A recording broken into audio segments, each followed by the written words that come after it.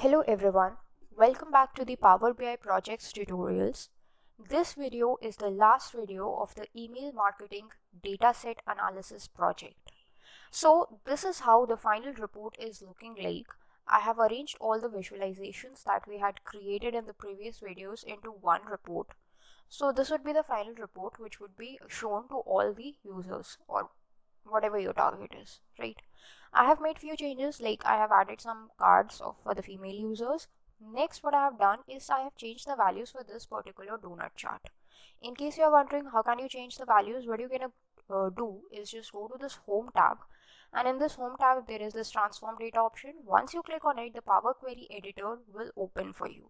Now if you want to make any changes in your data, or if any of the changes were left previously, you can just apply them.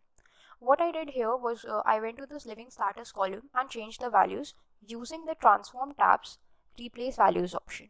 As you can see, I have replaced 3 values. This is being shown on the applied steps option as well. Once you have applied the changes, you can go to home and click on close and apply. In this case, no changes were there, so nothing has been done. Otherwise, you would see a dialog box that the changes have been applied.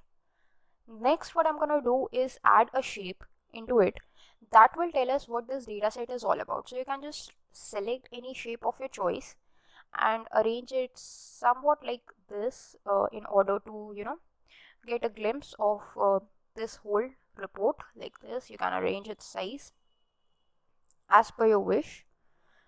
This looks good to me. And now what I'm going to do is add text. So just go to this format shape option, make sure the text is toggled to on. Here you can add anything that you want, like I'm adding email marketing target. Okay, font color I'm keeping white. The text size I'm just going to increase to 15-16 points so that it is visible just like this. And that's it. This is the final look of the report that we have got in Power BI. That's all for this video. Thanks for watching.